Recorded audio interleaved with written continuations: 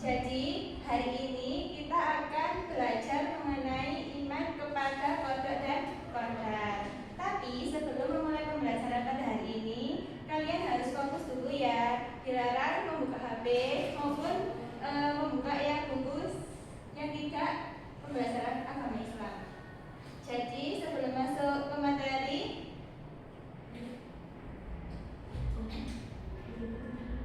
jadi tujuan pembelajarannya ini,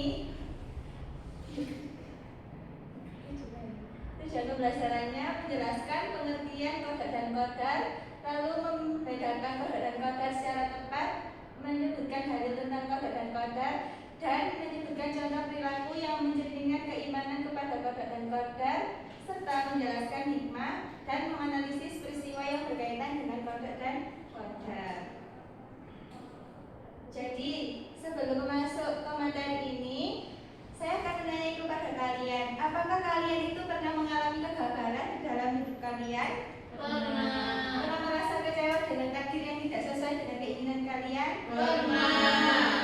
Nah, jadi untuk mengenal lebih jauh apa itu takdir, apa itu qadar. Jadi iman kepada qada dan qadar itu artinya meyakini dengan sepenuh hati bahwa segala yang sudah ditetapkan, yang sudah terjadi di dalam hidup kita itu sudah ditetapkan oleh Allah Subhanahu wa taala dan itu kehendak dari Allah. Jadi qada dan qadar itu perbedaannya seperti ini. Kalau qada itu kan ketetapan atau keputusan Allah terhadap segala sesuatu yang akan terjadi pada makhluknya sejak zaman azali. Jadi ketika kalian belum lahir di dunia, itu kalian sudah ditentukan entah kalian nanti itu berjodoh dengan siapa, rezeki kalian berapa, nanti takdir kalian itu bagaimana, itu sudah ditentukan sejak zaman azali. Lalu kalau qadar itu adalah perwujudan dari qada. Jadi misalnya kayak nanti lahirnya kapan, lalu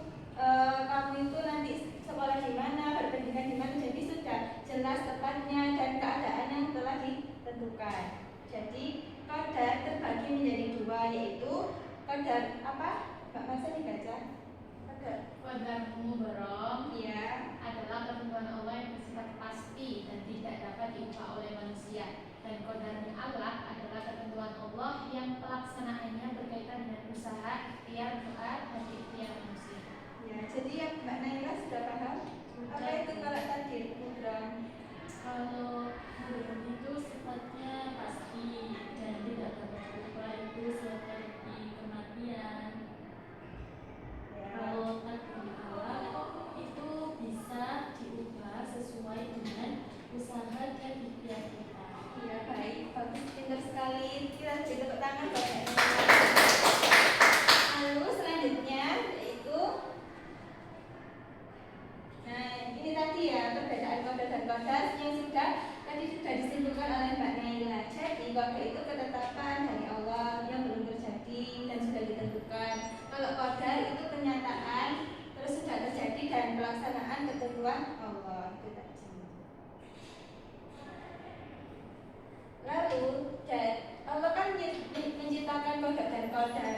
Allah juga berfirman di dalam Al-Quran, yaitu Bismillahirrahmanirrahim, ma asaba min musibatin fil ardi wala fi anfusikum illa fi kitabim min qabli inna abraha inna dzalika 'ala Allahi yasir. Jadi setiap bencana yang menimpa di bumi, yang menimpa dirimu, semua itu tertulis dalam Lauhul Mahfuz. Dan demikian itu sangat mudah bagi Allah. Dan inna kulli syai'in khalaqnahu min qadar. Artinya sesungguhnya kami menciptakan segala sesuatu sesuai dengan ukurannya. Itu tadi ya. Jadi Allah itu sudah menciptakan takdirnya di dalam kitab Lauhul Mahfuz dan Allah itu sangat mudah untuk menentukan takdir itu. Seperti itu. Lalu ini contoh perilaku yang mencerminkan qada dan qadar. Coba dibaca oleh Mbak Afina. Yang pertama bersabar ketika mengalami musibah seperti sakit, kehilangan darah, mata pendengaran. Ya. Lalu tetap berbuat baik dan berdoa dalam setiap keadaan.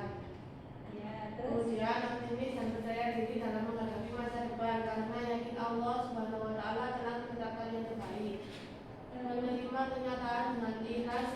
berusaha, misalnya menerima hasil ujian dengan lapang dada.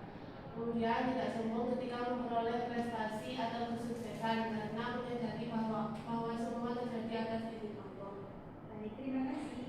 Lalu ini adalah kan kita sudah belajar ya mengenai pengertiannya, lalu dalilnya, perbedaannya, dan sekarang ini adalah hikmahnya. Hikmah itu setelah kita belajar itu apa sih yang kita dapatkan dari pembelajaran ini? Contohnya yang tadinya kamu merasa kecewa, akhirnya oh saya sudah belajar ini, akhirnya kalau menghadapi musibah harus sabar seperti itu. Lalu oh kita harus memperbanyak bersyukur karena kalau hari ini kita bisa menikmati keindahan Allah, bisa melihat ini kan. Kalau orang yang diberikan takdir yang sakit, otomatis hari ini beliau atau orang-orang itu tidak bisa menikmati udara yang segar. Lalu menghindari diri dari sifat sombong dan melatih sikap tawakal setelah berikhtiar dan berdoa. Nah, itu ya. Jadi apakah ada yang bisa menyimpulkan untuk pembelajaran hari ini? Mungkin Mbak Nafis.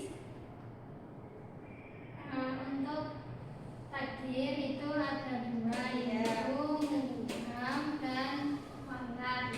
Kalau mubham itu yang ketetapan yang sudah pasti, contohnya seperti kematian ataupun seperti jodoh. Lalu mutlak itu ketetapan yang bisa dirubah, seperti contohnya kalau ujian itu mendapat nilai bagus dengan belajar seperti itu. Ya baik, pintar sekali Mbak Nafis. Kita beri tepuk tangan buat Mbak Nafis ya. Nah, jadi kan kita sudah materi yang sudah saya berikan itu sudah kalian pahami. Jadi hari ini saya akan memberikan tugas diskusi kelompok dengan lembar kerja yang saya berikan. Nanti dikerjakan di rumah secara berkelompok ya. Minggu depan kita bahas bareng-bareng. Ini kelompok 1. Nah,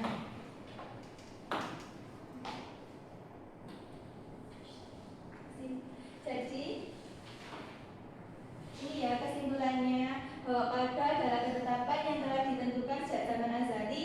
Qadar adalah perwujudan atau pelaksanaan ketetapan Allah dalam kehidupan nyata. Sebagai seorang muslim kita wajib beriman kepada qadar dan qadar. Nah itu tadi materi yang bisa Ibu sampaikan. Semoga dapat memberikan manfaat kepada kalian dan kalian bisa mengamalkan dalam kehidupan sehari-hari ya. Karena di dalam terkadang takdir itu tidak sesuai dengan kenyataan. Jadi setelah mempelajari ini kalian harus lebih sabar, tawakal dan berserah diri kepada Allah. Cukup sekian yang bisa Ibu sampaikan. Bila kurang lebihnya mohon maaf. Semoga dapat bermanfaat. Wassalamualaikum warahmatullahi wabarakatuh.